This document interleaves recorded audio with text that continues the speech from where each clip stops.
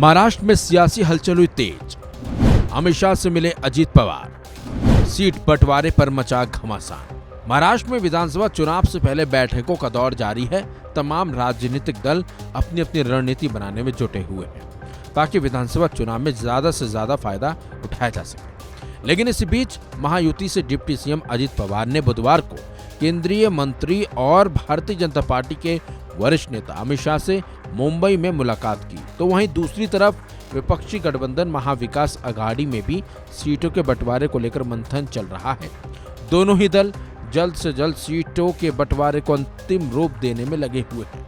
हालांकि बैठक में क्या बात हुई, इसके बारे में अभी तक कोई जानकारी निकलकर बाहर नहीं आई। तो इसी बीच महाराष्ट्र के कांग्रेस प्रभारी रमेश चेन्नीथला ने दावा किया है कि एमवीए आगामी राज्य विधानसभा चुनावों में सत्तारूढ़ महायुति को हराएगी। साथ ही साथ उन्होंने ये भी दावा किया है कि चुनाव में देरी हो रही है, सीट बंटवारे पर बातचीत सुचारू रूप से आगे बढ़ रही है, विपक्षी गठबंधन एकजुट होकर चुनाव लड़ेगा, एमवीए घटकों के बीच कोई मतभेद नहीं है। सुनिए उनका बयान। देखिए, कल 2 दिन से हमारा चर्चा चल रहा है और आने वाले दिनों में चर्चा जारी रहेगा और महाविकास आघाड़ी एक साथ चुनाव के मैदान में उतरेंगे। चुनाव कब होगा यही बात है।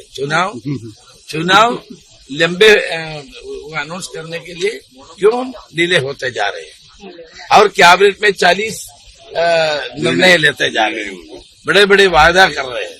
लोगों को मालूम है चुनाव की वजह से ये सब कर रहे हैं। महाराष्ट्र की जनता इसके बारे में जानते हैं कि केवल चुनाव के लिए कैबिनेट ने ये सारे डिसीजन ले रहे हैं, लेकिन कुछ भी इम्प्लीमेंट हो नहीं पाएगा क्योंकि चुनाव जल्दी से जल्दी अनाउंस हो जाएगा ना। तो जनता को ये मालूम है जितना भी उन्होंने कैबिनेट डिसीजन लेते हैं वो इम्प्लीमेंट नहीं हो पाएगा।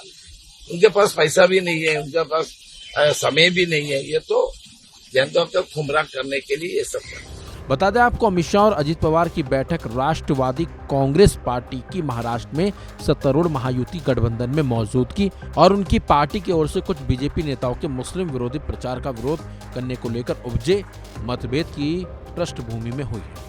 मुख्यमंत्री एकनाथ शिंदे के नेतृत्व वाली शिवसेना के नेता भी राकंपा को लेकर नुक्ताचीनी करते रहे हैं।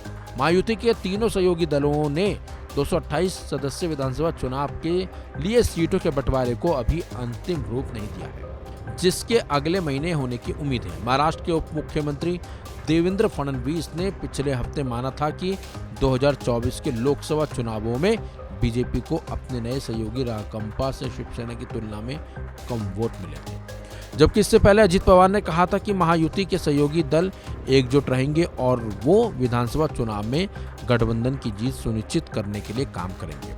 इससे पहले अमित शाह ने मंगलवार को मुंबई में बीजेपी कार्यकर्ताओं को संबोधित किया था।